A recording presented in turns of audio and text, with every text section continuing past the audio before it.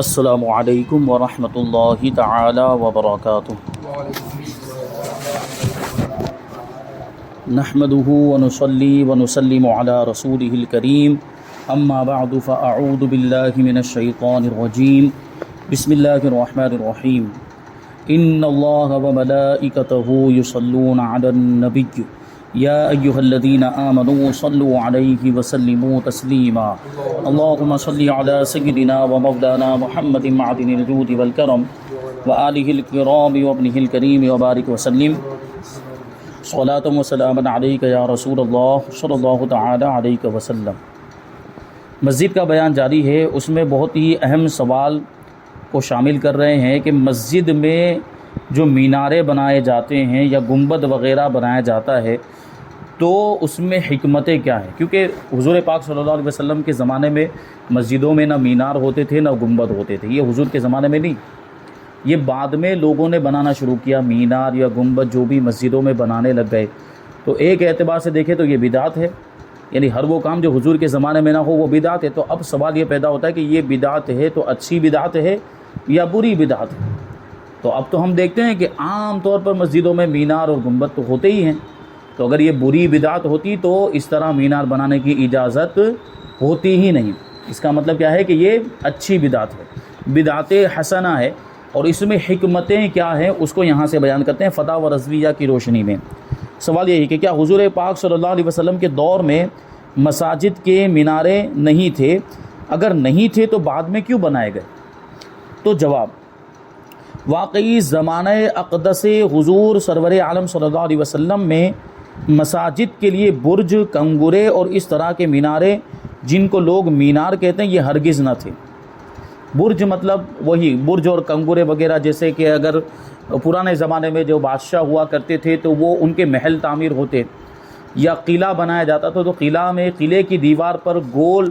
مینارے کی شکل کا ہی ایک کنگورا بنایا جاتا تھا، قلعے کے کنارے پر خاص طور پر اس کو بناتے تھے، جس میں سپاہی وغیرہ کھڑے کیے جاتے تھے کہ وہاں سے وہ کھڑے ہو کر قلعے کی دیوار پر اس مینار نما کنگورے میں کھڑے ہو کر وہ جائزہ لیتے تھے، دور دور تک وہ دیکھتے تھے کہ وہ دشمن یا کوئی ایسی چیز تو نہیں آ رہی، تو وہ کنگورے بنائے جاتے تھے۔ وہ مینار نما ہی ہوتے تھے، وہ مینار کی طرح ہی ہوتے تھے، لیکن ان کو خاص طور پر کنگورا کہا جاتا تھا جو قلعے وغیرہ میں بنائے جاتے۔ تو یہ تو حضور پاک صلی اللہ علیہ وسلم کے زمانے میں نہیں تھے، بلکہ زمانہ اقدس میں پکے ستون، نہ پکی چھت، نہ پکا فرش، نہ گچ کاری، یہ امور اصلاً نہ تھے۔ یعنی یہ جو ستون جس طرح ہم دیکھتے ہیں، یہ جو پلر بنائے جاتے ہیں، اس طرح کے پکے پلر بھی نہیں تھے، بلکہ حضور کے زمانے میں جو مسجد نبوی تھی اس میں ستون کس کے تھے؟ کھجور کے تنے کے جو ہے کہ وہ ستون بنائے گئے تھے۔ کھجور کا جو درخت آپ نے دیکھا ہو تو یہ جو ناریل کا جھاڑ ہوتا ہے اسی طرح جو ہے کہ اس کا بھی جو ہے کہ درخت لمبا ہوتا ہے، تو اس کا جو تنا ہوتا تھا اسی کو جو ہے کہ مسجد نبوی کے ستون کے طور پر لگا دیا گیا تھا۔ تو یہ ستون تھے، اور اتنی سادگی والی وہ مسجد تھی، پکے ستون بھی نہیں تھے، پکی چھت بھی نہیں تھی، پکا فرش بھی نہیں تھا، مٹی کی وہ زمین تھی اور اسی پر نماز پڑھتے تھے، اور گچکاری بھی نہیں۔ گچکاری کا کیا مطلب ہوتا ہے؟ جیسے ابھی ہمارے زمانے میں چونا وغیرہ لگاتے ہیں، خوب اچھا پلسٹر کرتے ہیں، سیمنٹ وغیرہ کا استعمال کرتے ہیں، گارا مٹی، یہ اس زمانے میں کچھ بھی نہیں تھا۔ مگر تغیر زمانہ سے جبکہ قلوب عوام تعظیم باطن پر تنبہ کے لیے تعظیم ظاہر کے محتاج ہو گئے، یہ اعلیٰ حضرت رضی اللہ تعالیٰ عنہ کے الفاظ ہیں۔ اس کو یوں سمجھیں کہ زمانے کے تبدیل ہونے کی وجہ سے، زمانہ تبدیل ہوا، حضور کے بعد جو زمانہ آیا، جب عوام کے دل باطنی عظمت پر تنبیہ کے لیے ظاہری شان و شوکت کے محتاج ہو گئے۔ یعنی یہ سب چیزیں تو دیکھیں باطن سے تعلق رکھتی ہیں، مسجد ہے یا عبادت کرنا ہے آدمی کو، تو مسجد نہیں دیکھے گا کہ وہ مسجد کیسی بنی ہوئی ہے، لیکن اب جب زمانہ تبدیل ہوا، لوگوں میں غفلت آتی گئی، تو اب باطن کی جو عظمت ہے اس کو ظاہر کرنے کے لیے جو ظاہر ہے اس کو بھی خوبصورت بنانا ضروری ہو گیا۔ تو مسجدوں کو اسی وجہ سے پھر خوبصورت بنایا جانے لگا، جب عوام کے دل میں باطنی عظمت پر تنبیہ کے لیے ظاہری شان و شوکت، یہ ان کے دل اس کے محتاج ہو گئے، تو اس قسم کے امور علماء اور عامہ مسلمین نے مستحسن رکھے۔ یعنی مینار وغیرہ بنانے کو پھر بعد میں لوگوں نے اس کو اچھا سمجھا کہ اب یہ بنایا جائے، تاکہ لوگوں کے دلوں میں مسجد کی ایک عظمت بیٹھے، ایک شان و شوکت کا اظہار ہو کہ یہ مسجد ہے، کتنی عالی شان ہے۔ اسی وجہ سے بڑی بڑی مسجدیں تعمیر کی گئی۔ بعد کے دور میں دیکھیں آپ تو بڑے بڑے مینار بنائے گئے، بڑے بڑے گنبد بنائے گئے، تاکہ ان مسجدوں کو دیکھ کر لوگوں کے دلوں میں اسلام کی شان و شوکت جو ہے کہ وہ گھر کر جائے، اسلام کتنا عظیم ہے، کہ اتنی عظیم و شان مسجدیں تعمیر ہوئی ہے۔ اسی وجہ سے بعد میں مسجد نبوی کے اندر بھی مینار تعمیر کیے گئے، مسجد نبوی کے اندر بھی گنبد، جو گنبد خضرا وہ بعد میں تعمیر ہوا ہے، گنبد بھی بعد میں تعمیر ہوا، مینار بھی بعد میں تعمیر ہوئے۔ تو یہ چیز اچھی تھی اور مسلمانوں نے اس کو اچھا سمجھا، اسی لیے کیا۔ اسی قبیل سے ہے قرآن عظیم پر سونا چڑھانا، کہ صدر اول میں نہ تھا، یعنی شروع کے زمانے میں، حضور کے زمانے میں قرآن پاک، بلکہ قرآن پاک کو حضور کے زمانے میں کتابی شکل میں موجود ہی نہیں تھا، الگ الگ صحابہ کرام کے پاس تھوڑا تھوڑا لکھا ہوا تھا۔ یہ تو آیا صحابہ کرام کے دور میں، حضرت عثمان غنی کے زمانے میں اس کو جمع کیا گیا کتابی شکل میں پہلی مرتبہ، لیکن اس وقت بھی نہ اس پر سونا چڑھایا گیا، نہ اتنی قیمتی کوئی چیز اس پر جزدان وغیرہ یا جلد جو ہے اس طرح اس انداز میں نہیں، جس انداز میں ابھی ہم دیکھتے ہیں۔ بعض اوقات ہم دیکھتے ہیں نا جو سونے کا لکھا ہوا قرآن شریف، کہ سونے سے لکھا گیا قرآن شریف، چاندی سے لکھا گیا، سنہری حروف ہیں، یا سونے کی اس پر جو ہے کہ جلد چڑھا دی گئی ہے، سونے کا پانی چڑھا دیا گیا، یہ سب چیزیں پہلے زمانے میں نہیں تھی، صحابہ کے دور میں نہیں تھی۔ اب بنیت تعظیم و احترام قرآن مجید مستحب ہے، یعنی قرآن مجید کے احترام کے طور پر ہو، اس کی تعظیم کے طور پر یہ کر رہے ہیں، سونا وغیرہ چڑھا رہے ہیں یا سنہری حروف سے لکھ رہے ہیں، کیونکہ جائز ہے، مستحب ہے، بلکہ یعنی ثواب بھی ملے گا کیونکہ نیت اچھی ہے۔ یوں ہی مسجد میں گچکاری یعنی چونا وغیرہ لگانا اور سونے کا کام کرنا، یہ سب بھی جائز اور مستحب کام ہے، کیونکہ اس سے مسجد کی شان و شوکت ظاہر ہوگی، لوگوں کے دلوں میں ایک رعب پیدا ہوگا۔ حدیث پاک میں ہے کہ ما رآہ المسلمون حسنا فهو عند اللہ حسن، کہ جس چیز کو مسلمان اچھا سمجھیں وہ اللہ کے نزدیک بھی اچھی ہوتی ہے۔ تو اب ان ساری چیزوں کو مسلمانوں نے اچھا سمجھنا شروع کر دیا ہے، اس کا مطلب یہ ہے کہ اللہ تبارک و تعالیٰ کے نزدیک بھی اچھی ہے۔ اور ان میں ایک منفعت یہ بھی ہے، یعنی ایک فائدہ یہ بھی ہے کہ مسافر یا ناواقف مینارے کنگورے دور سے دیکھ کر پہچان لے گا کہ یہاں مسجد ہے۔ ایک فائدہ یہ بھی تو ہوتا ہے نا کہ جیسے ہم کہیں گئے باہر، اگر ہمیں یہاں تو پتہ ہے کہ مسجد فلاں فلاں جگہ پر موجود ہے، ہم جس علاقے میں رہتے ہیں، لیکن اگر کہیں باہر چلے گئے تو وہاں مسجد ڈھونڈنی پڑتی ہے، تو اگر دور سے مینار بنے ہوں گے تو دور سے ہی نظر آ جائے گا کہ وہ دیکھو مینار نظر آ رہا ہے، اس کا مطلب ہے کہ مسجد وہاں پر، تو ہم وہاں پہنچ جائیں گے۔ تو ایک فائدہ یہ بھی ہے کہ پہچان لے گا دیکھنے والا کہ یہاں مسجد ہے، تو اس میں مسجد کی طرف مسلمانوں کو ارشاد و ہدایت اور امر دین میں ان کی امداد و اعانت ہے۔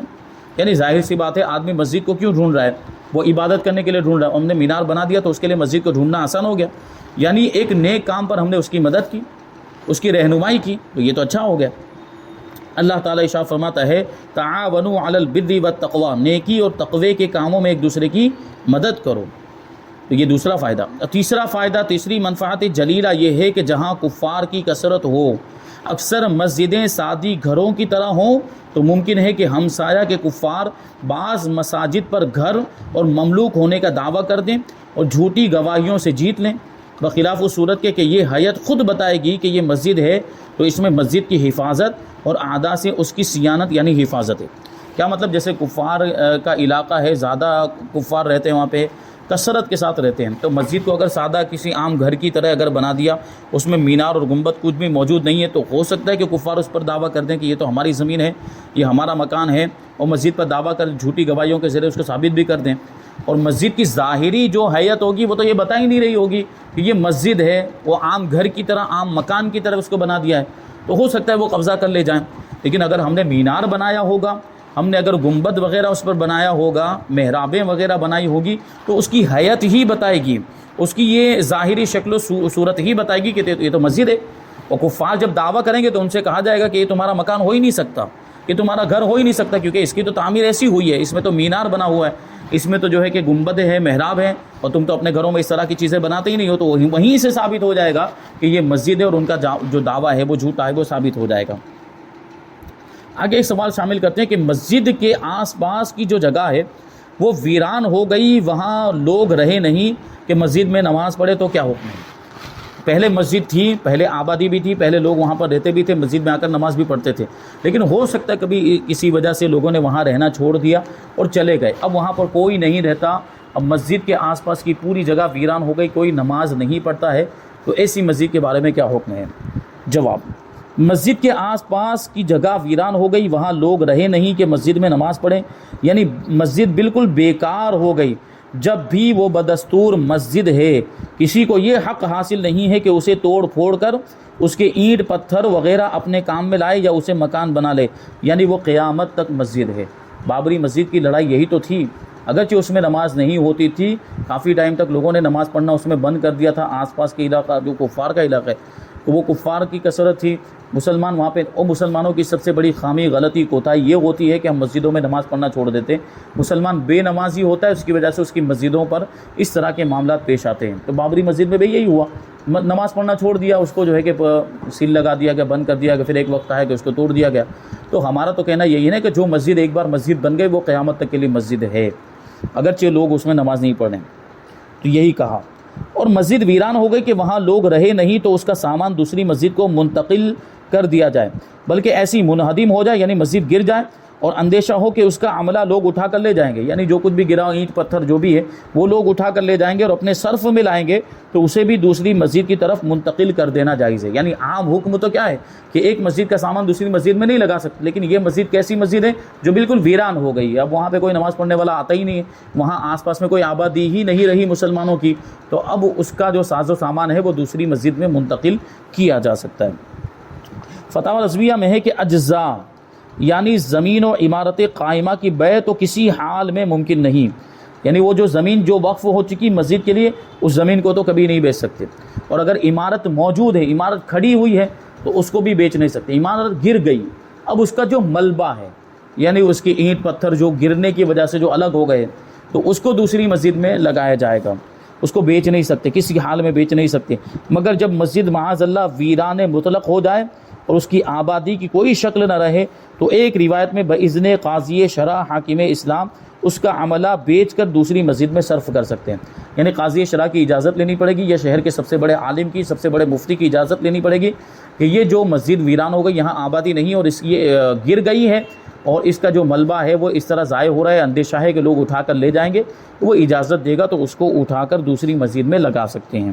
مواضع ضرورت میں اس روایت پر عمل کرنا جائز ہے، جو ایک روایت جو ذکر کی ہے تو جہاں ضرورت ہو وہاں پر اس پر عمل کیا جا سکتا ہے۔